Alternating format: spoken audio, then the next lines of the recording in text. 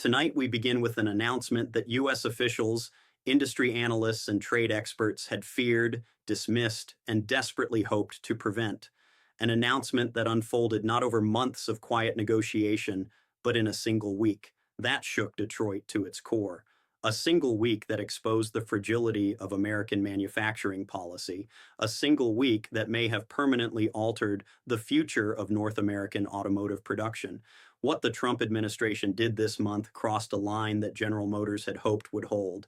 And when that line broke, GM did not hesitate. They responded with speed, with strategy, and with $25 billion dollars pointed directly north of the border. Tonight, we're going to break down exactly what happened, why it happened, and what it means for every American worker, every American taxpayer, and every American who drives a car made on this continent. Because this isn't just about one company.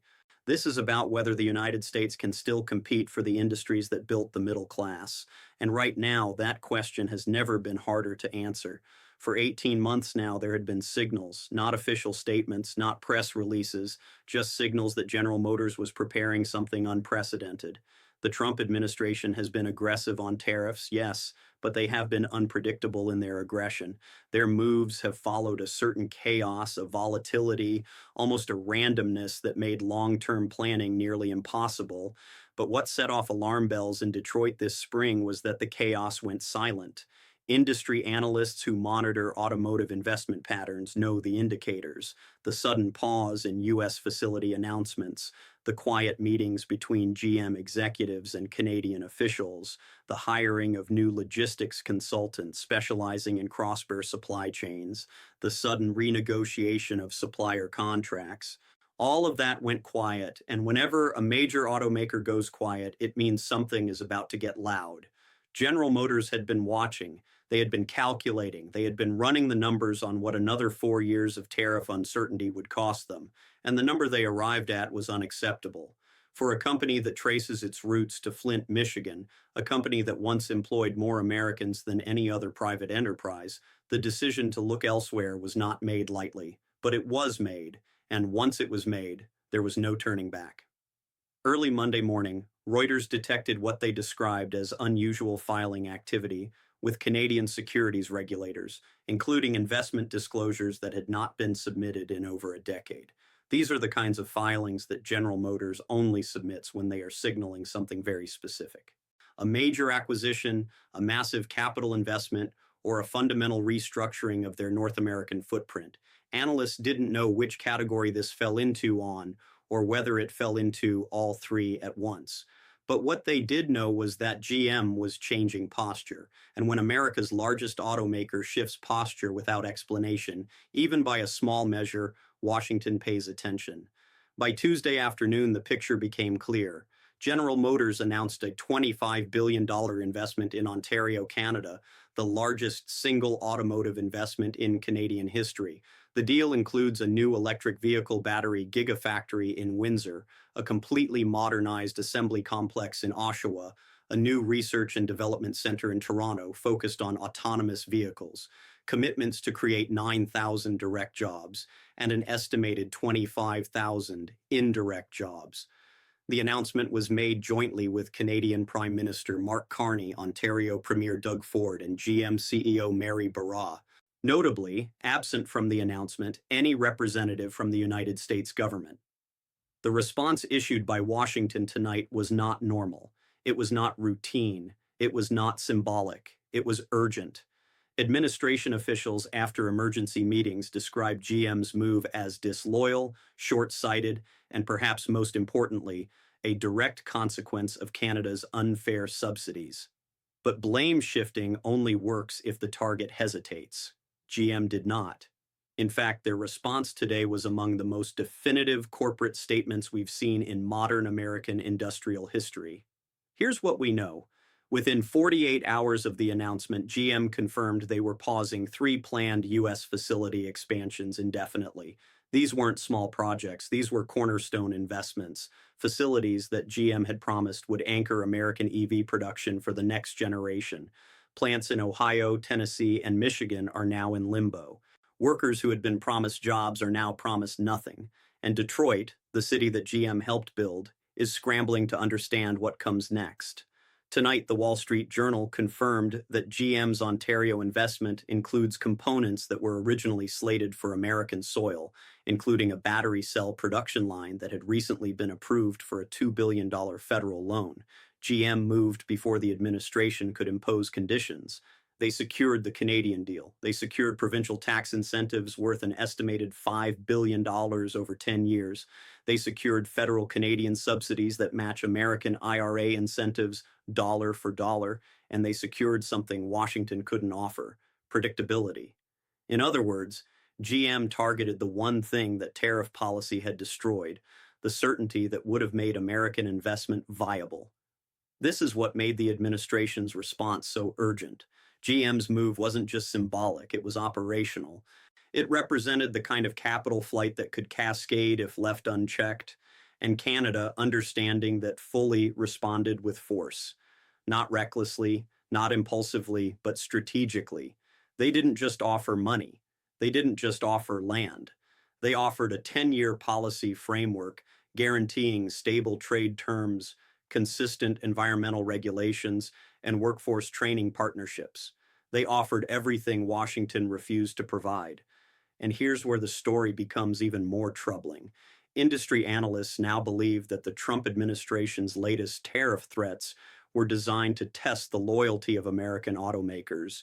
After months of public criticism, the administration wanted to see whether GM would fall in line, accept the uncertainty, and continue investing domestically despite the chaos. But instead, the opposite happened. GM didn't capitulate. They calculated a calculation that was so thorough, so comprehensive that even the White House noticed. You don't get this administration's attention easily, but today General Motors did. Former trade officials speaking with CNBC under anonymity described the administration's position as maximalist pressure, a way to force concessions through intimidation. But GM proved today that they remain both mobile and rational. Their decisions were not only financially sound, they were strategically timed so precisely that the announcement came exactly 72 hours before the next round of proposed auto tariffs. That timing matters because it shows GM anticipated the administration's next move. It shows that America's largest automaker is not waiting for policy. They are rooting around it. As reports continued coming in throughout the evening, we learned more about the scale of Canada's victory. Ontario's Ministry of Economic Development confirmed the Windsor Gigafactory will produce enough battery cells for 500,000 vehicles annually, reducing GM's dependence on Asian suppliers. The Oshawa Assembly Complex will be retooled to produce 3 new electric truck models, including the highly anticipated Chevrolet Silverado EV. The Toronto R&D Centre will employ 120 engineers, many of whom will be recruited from American universities, with signing bonuses and relocation packages. This wasn't just an investment. This wasn't just a hedge. This was a strategic realignment. This was a vote of no confidence in American industrial policy. And that vote of no confidence is the one thing Washington has struggled to address since the tariff chaos began. For every promise the administration has made about bringing manufacturing home, GM has countered with something that suggests the opposite is happening. Capital is flowing north, talent is flowing north, and tonight the future of American automotive manufacturing is flowing north. Remember, the Trump administration thought tariffs would force companies to invest domestically. They thought threatening trade partners would strengthen American leverage. They thought corporations would have no choice but to comply. But tonight, the exact opposite is happening. Companies are fleeing uncertainty, not embracing it. Trade partners are offering better deals, not worse ones. And corporations are proving they always have a choice. They just needed a reason to make it. General Motors was founded in Flint, Michigan in 1908. For 117 years, it has been synonymous with American manufacturing. For generations, working at GM meant a middle-class life, a pension, a home, and a future. Tonight, that legacy is being packed into shipping containers and driven across the Ambassador Bridge, and the administration that promised to make America great again is watching it happen in real time. What makes this moment so significant and so dangerous is that GM's decision happened at a time when the administration is under enormous political pressure. Manufacturing unions want job guarantees. Rust Belt voters want factory reopenings. Wall Street wants predictable trade policy, and foreign allies want proof that America can still be trusted. The administration is balancing these demands while simultaneously escalating trade conflicts on multiple fronts. And when leaders in that position make sudden moves, they're not doing it from strength, they're doing it from pressure, they're doing it from vulnerability. Tonight, that vulnerability was exposed. GM saw it, Canada saw it, and now the world sees it. The question is whether the administration will respond with course correction or escalation. Based on past behavior, the answer seems clear, and that should worry everyone. The White House's statement, now circulating on official channels, was designed to signal that the administration is not willing to accept blame for GM's decision. Press Secretary Caroline Leavitt said plainly that GM's move was inconsistent with American values and corporate patriotism. That is political language for "we're furious, but we have no idea what to do about it." You don't usually hear that tone from this White House unless something serious is at stake. Meanwhile, the Commerce Department announced it would review GM's eligibility for future federal contracts. The Treasury Department hinted at possible consequences for companies that abandon American workers, and the president himself posted on Truth Social that GM CEO Mary Barra was a disgrace who should be ashamed. None of these responses included a policy solution. None of them addressed the underlying uncertainty that drove GM's decision, and none of them will bring those $25 billion back. Meanwhile, Canada's Prime Minister Mark Carney addressed Parliament in a measured confidence speech tonight. He said, Canada is open for business, and we will always welcome companies that value stability, predictability, and partnership. He said, this investment proves that when nations choose chaos, capital chooses Canada. And he said to American workers watching tonight, this didn't have to happen. Your government made a choice. And today, General Motors made theirs. These are not rhetorical flourishes. These are statements from a nation that understands just how high the stakes have become. Canada didn't just win an investment tonight, they won a narrative. And in the battle for global capital, narratives matter almost as much as numbers. Here's what makes the situation even more concerning. GM's move wasn't isolated. Along with today's announcement, Ford confirmed they are evaluating Canadian expansion for their electric truck line. Stellantis announced an additional $3 billion investment in their BM-Peaton, Ontario assembly plant. Honda increased their Canadian R&D budget by 40%, targeting EV technology development. All of this happened within the same 7-day period. When one automaker moves, others watch. When one automaker succeeds, others follow. And when one automaker proves that leaving America is profitable, every boardroom in Detroit takes notice. This is not a single company making a single decision. This is an industry making a calculation, and that calculation is increasingly pointing away from the United States. Analysts are now considering several possibilities. One is that GM's move is an isolated event driven by company-specific factors. Another is that GM is attempting to gain leverage for future negotiations with Washington. A third possibility, the one worrying officials the most, is that GM is the first domino in a cascade of manufacturing exits that will hollow out American industrial capacity. But today, GM took that third possibility from theory to reality. They didn't issue a warning, they didn't make a threat, they didn't negotiate publicly, they simply left, and $25 billion left with them. What we're watching now is a test of competitiveness. The Trump administration wants to see if threats can substitute for policy. GM wants to show that corporations will always follow rationality over rhetoric. Detroit wants to prevent a complete collapse of its manufacturing base. And Canada wants to prove it can compete with anyone, anywhere, for any investment.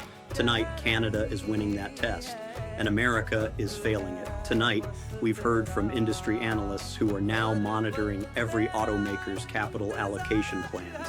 They say Ford's announcement could come within weeks. They say Stellantis is actively negotiating additional Canadian incentives. And they say GM's decision to move was likely part of a broader industry reassessment intended to force Washington's hand. But Washington is not responding with policy. In fact, Washington is responding with blame. Their response today, angry, defensive, and unfocused, sent a message to GM that confirmed every fear they had. And it sent a message to Canada that their strategy is working. As the week goes on, we expect more details to emerge about what exactly the Trump administration hoped to achieve with their tariff strategy. But what we do know is that GM's announcement was decisive. It exposed the gap between rhetoric and reality. It revealed the cost of policy uncertainty. And it demonstrated that American corporations will not sacrifice profitability for patriotism. What happens next will depend on what Washington does in the next 30 days. If they offer genuine policy reform, this moment will be remembered as a wake-up call. If they double down on threats, GM has already shown they are willing to walk away. They have shown they are ready to build elsewhere. And tonight, for the first time in decades, Detroit appears to be afraid. The Renaissance Center is quiet, too quiet, and when Detroit is quiet, it means they are calculating. It means they are choosing their next move carefully. Because tonight, the auto industry learned something they have learned many times before. Loyalty has limits. Capital has no nationality, and policy uncertainty has consequences. This story is far from over, but tonight one thing is clear. America is losing a competition it didn't know it was in. Canada is winning a future it planned carefully, and $25 billion are building a tomorrow that American workers will only watch from across the border. And we will be here watching every detail as the next phase unfolds.